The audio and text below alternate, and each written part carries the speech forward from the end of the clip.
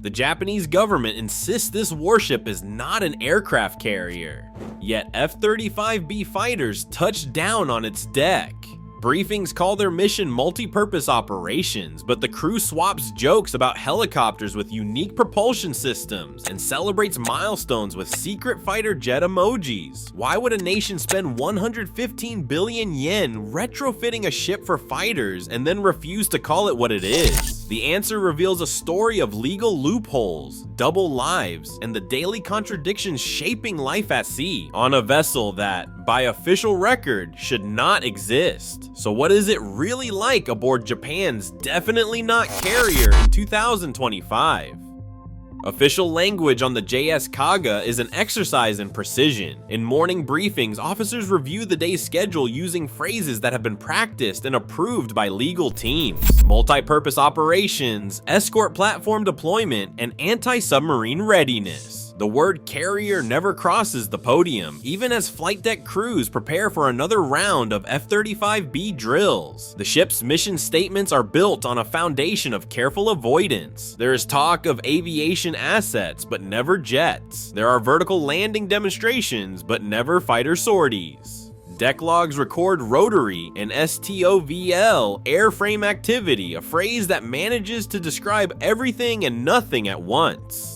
Mess hall conversations tell a different story. Below deck and out of earshot of senior officers, sailors swap stories about catwalk sprints and launch cycles. A junior petty officer, barely out of flight deck training, jokes about being the only destroyer crew in the world with jet blast burns on their boots. Another calls the F-35B's helicopters with a bad attitude, a running gag that started after an American pilot tried to explain vertical landing to a group of skeptical engineers. The crew's group chat is filled with coded emojis, an airplane, a helicopter, a winking face, marking the anniversary of the first British F-35B landing. The contrast is sharpest during official tours. When foreign dignitaries ride the massive aircraft elevators, guides stick to the script. Our elevator supports multi-role air operations, but as soon as the visitors step away, the crew refers to it as the carrier joyride. Even the ship's maintenance teams have their own language, tracking aircraft flow in spreadsheets while officially logging rotorcraft movement. The absence of torpedo tubes and vertical launch cells is never discussed in briefings, but everyone on board knows that real anti-submarine destroyers come with more than a flight deck and a hangar full of jets. For the sailors, this daily split between official speech and lived reality is both ritual and inside joke. It is a linguistic dance that keeps the peace, on paper at least, while everyone on board learns to speak in code. Morning on the Kaga begins with a ritual that is equal parts discipline and dry humor. As the crew gathers for the daily announcement, someone inevitably posts an airplane, then a helicopter, then a sly wink in the group chat. These coded celebrations mark everything from a smooth F-35B landing to a new record for elevator cycles. Milestones the official log will never call what they are. Instead, the crew has built its own parallel system of recognition, full of inside jokes and quiet pride. The elevator, designed for moving aircraft but described in briefings as a multi-role platform lift, has become the centerpiece of an unofficial tradition. Whenever dignitaries or new crew members visit, they are treated to a ride, part demonstration, part amusement park. On these trips, a junior sailor might press the button with exaggerated ceremony and announce, "Welcome to the fastest destroyer elevator in the fleet," while the rest of the group tries not to laugh. The joyride ends with a round of mock applause and sometimes a selfie for the group chat. It is a small rebellion against the ship's official silence, a way to celebrate what everyone knows but cannot say out loud. Nicknames for the F-35B change with each rotation. Some call it the Flying Ninja for its stealth profile. Others prefer helicopter with a bad attitude. When a British pilot landed during joint drills, the crew added a Union Jack between a jet and a bowl of ramen to their collection. These micro ceremonies, whether a round of stickers on a locker or a late night meme in the chat, help the crew claim ownership of their unique reality. Even the most mundane tasks, painting deck lines, checking elevator hydraulics, become occasions for wry commentary. Someone might tape a cartoon jet to the maintenance maintenance log, or propose a toast in the mess hall to another day of helicopter operations. Through these rituals, the Kaga's sailors turned bureaucratic theater into shared experience, blending irony and pride into the fabric of daily life. In 1947, Japan's new constitution drew a hard line, Article 9, drafted under American occupation, forbidding the country from maintaining war potential. For decades, that meant no aircraft carriers, an unambiguous symbol of offensive power. The Diet's debates in the 1950s and the 1960s made it clear. Even the suggestion of carrier acquisition was politically radioactive. By the 1980s, as regional threats grew, naval planners started searching for loopholes. The solution appeared in the form of helicopter destroyers, ships that looked nothing like the flattops of World War II, at least on paper. Policy documents from this era show careful language emphasizing anti-submarine warfare and search and rescue roles. But internal records from shipbuilders like IHI Marine United reveal a different story. In the 2000s, design meetings quietly engineered the Izumo-class hulls for fixed-wing operations, reinforcing decks and planning elevator placement for aircraft flow. Officially, these were still destroyers, but every element pointed to carrier ambitions. A constitutional scholar describes this as strategic ambiguity by design. The government's legal teams worked closely with naval architects, ensuring every feature could be justified as defensive. In 2015, Prime Minister Shinzo Abe's administration pushed the boundaries further. After months of heated Diet sessions and coalition negotiations, the Supreme Court allowed a new interpretation of Article 9. Japan could now engage in collective self-defense alongside allies. Within 3 years, the cabinet approved the conversion of both Izumo-class ships to operate F-35B jets. The official language never changed, still multi-purpose destroyer, but the institutional pathway was set. This carefully choreographed policy dance, balancing constitutional constraints and regional insecurity, created the legal and political space for the Kaga's transformation, all while avoiding a single formal amendment to the Constitution. Cabinet memos from 2018 read like linguistic puzzles, each line crafted to fit the letter of Japan's constitution while sidestepping its spirit. When the government approved the Izumo-class conversions, the official summary described the move as defensive modernization of multipurpose destroyers, a phrase that would surface in nearly every press release for the next 3 years. The term aircraft carrier was quietly banned from all Ministry of Defense communications. Instead, spokespeople cited enhanced aviation operations and support for rotary and short takeoff and vertical landing airframes. In parliamentary transcripts, opposition lawmakers pressed ministers to clarify whether the ships could launch fighters. Defense Minister Itsunori Onodera replied that the vessels were not designed for offensive operations, but for flexible response to diverse security environments. When asked about the F-35B, ministers said these are short takeoff and vertical landing aircraft, supporting our defensive doctrine. The 2015 reinterpretation of Article 9 was sold to the public as a necessary update for collective self-defense, not a green light for power projection. Cabinet meeting minutes from December 2018 show legal advisors warning that even the appearance of carrier capability could trigger domestic backlash. The solution was a new designation, Multi-Purpose Operation Destroyer, which appeared in every subsequent briefing. When the Japan Maritime Self-Defense Force quietly adopted the designation CVM in 2025, it was buried in the technical annex of a press release and never spoken aloud in Diet sessions. At media briefings, reporters demanded to know if Kaga was now a carrier. The standard answer was that Japan remains committed to defensive use only, in accordance with its constitution. Each word was chosen for maximum deniability, a policy built on the art of saying everything and nothing at once.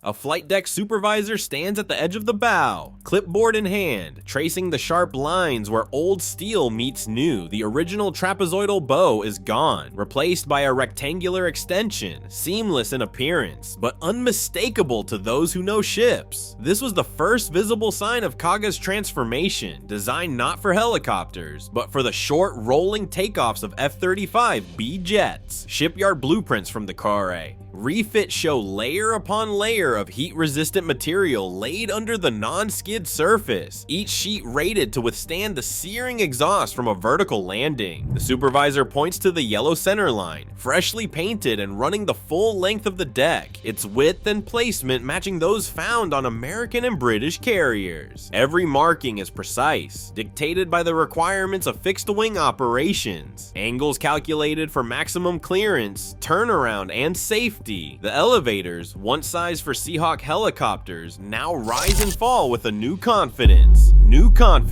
Their reinforced platforms and upgraded hydraulic systems carry the weight of an F-35B with room to spare. The supervisor taps the control panel, explaining how the lift cycles were increased during the refit, allowing for the rapid movement of aircraft between hangar and deck. Each elevator is fitted with sensors and guide rails, a necessity for the tight choreography of carrier operations. At the stern, a small shielded dome houses the JPAL's antenna array, the Joint Precision Approach and Landing System, and it is critical for guiding pilots to safe landings in all weather. Critical. The supervisor describes the first test. American engineers, Japanese deck crew, and a British pilot working side by side, calibrating the system with a string of successful approaches. In the ship's control room, digital displays now track aircraft positions and elevator status in real time, integrating with allied systems for joint drills. Blueprints and bulkheads tell the same story. Kaga is built for more than helicopters. Every upgrade, every measurement is a proof that the ship's true mission is written not in policy, but in steel and paint.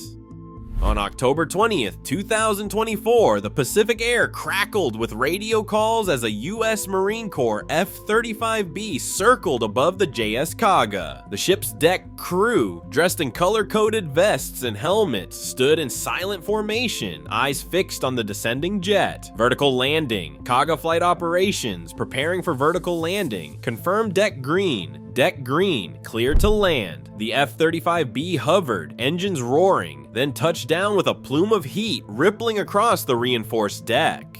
For the first time in Japanese history, a foreign fighter jet had landed on a Japan Maritime Self-Defense Force vessel. Exercise logs from that day record the moment in official language. Successful first approach, deck crew standing by in full carrier formation, but the tension and pride were unmistakable. One junior sailor later wrote in his journal, "We watched history land on our deck. Technical specs became suddenly tangible. A 248-meter hull, 28,000 tons displacement, and a flight deck, rated for the full weight and blast of the F-35B vertical landing. The ship's aviation capacity, up to 28 aircraft, though only a handful of F-35Bs were operational, was put to the test. Every system, from the elevators to the JPALS antenna, performed as designed. The price tag for these modifications was 115 billion yen, or $770 million, and that cost was now measured in operational credibility rather than budget lines. The Marine pilot with the call sign Ranger described the experience later. "It felt like landing on any American carrier. Tight, precise, but the crew was dialed in. They knew exactly what to do. You could tell they'd trained for this." Radio traffic from the control tower blended English and formal Japanese, a hybrid language born of months of joint drills. In the ready room, American and Japanese officers reviewed the landing footage side by side, swapping technical notes and quiet grins. No one used the word carrier, but everyone in that room understood what had just been proven. By the end of the day, the deck log showed a series of successful landings and launches. The Kaga had joined the small club of ships capable of operating fifth-generation fighters at sea. For the crew, the distinction between legal fiction and operational fact had never been clearer. The cost, the training, the endless semantic choreography, all of it had led to this: a Japanese ship built for a new era, demonstrating it could stand shoulder to shoulder with the world's best. A defense analyst traces a line across a digital map, stopping where the East China Sea meets the Pacific. The first arc, drawn in red, represents the DF-21D, a weapon many call a carrier killer. Its reach stretches 1,500 kilometers from the coast, covering nearly all of Japan's home islands and reaching deep into the open ocean. A second, even wider band appears, the DF-26's 4,000-kilometer envelope, extending past Guam and swallowing most of the western Pacific. Within these circles, every major shipping lane and choke point Senkaku, Taiwan, the Philippine Sea, sits under the shadow of land-based missiles. The analyst overlays a blue ring, much smaller, radiating 900 kilometers from a plotted position marked JS Kaga. That is the unrefueled combat radius of an F-35B. The difference is stark. Kaga's air wing can project power, but only within a fraction of the missile threat envelope. On this map, the carrier's sphere of influence looks like a bubble pressed hard against a wall of red. Any move closer to the Chinese coast brings Kaga and her escorts within range of dozens of anti-ship batteries, mobile, hard to track, and supported by satellite targeting. Satellite imagery and open source data confirm that Chinese YJ-18 cruise missiles with a 540-kilometer range are now deployed on both ships and submarines throughout the region. For Kaga's F-35Bs, that means every sortie must be planned with precision, balancing the need for forward presence against the risk of sudden long-range attack. The analyst notes that cyber probes and electronic surveillance spike during major exercises, adding another layer of uncertainty. In this geometry of threat and response, Kaga's role is not just about flying jets. It is about buying time and space for the fleet, holding the line where land-based air power cannot reach. A silver axe arcs through the air, slicing a thick rope. The crowd waits as a paper sphere bursts overhead, confetti drifting onto Kaga's deck. The ceremony is older than most of the crew, a ritual that ties them to generations past, while hinting at what lies ahead. In the mess hall, a sailor jokes that the real tradition is sweeping up confetti before it escapes to sea. Kaga's name appears in hiragana, not the kanji once used for the carrier lost at Midway. Names like Nagato and Yamato are quietly set aside, a silent nod to restraint. The fleet's identity is shaped as much by what it leaves unsaid as by what it inherits. A historian watching from the pier notes the symbolism. A ship named for a province, not a weapon, carrying the weight of a nation determined to avoid old mistakes. Inside, a procurement chart lists 42 F-35B aircraft on order, though only a few have arrived. Deliveries will stretch over 5 years. In the meantime, the crew trains with American and British pilots, learning carrier operations by proxy. The commanding officer, asked about the ship's future, keeps to the official line. Kaga is a multi-purpose operation destroyer. Our mission is to ensure Japan's defense, in accordance with our constitution. He pauses, then adds, "We are prepared for whatever the future asks of us." The original Kaga was lost at Midway, locked in battle with the USS Enterprise. Now, the new Kaga drills alongside a modern Enterprise, not as adversaries, but as partners. The irony lingers, quiet as the confetti settling on steel. The JS Kaga's existence exposes how legal fiction shape real defense choices in a region where security threats grow more tangible every year. As Japan invests over $770 million to field F-35Bs on a ship it won't call a carrier, the line between policy and reality blurs. In today's Pacific, semantics don't shield, capability does, and the world is watching what Japan is willing to call defense.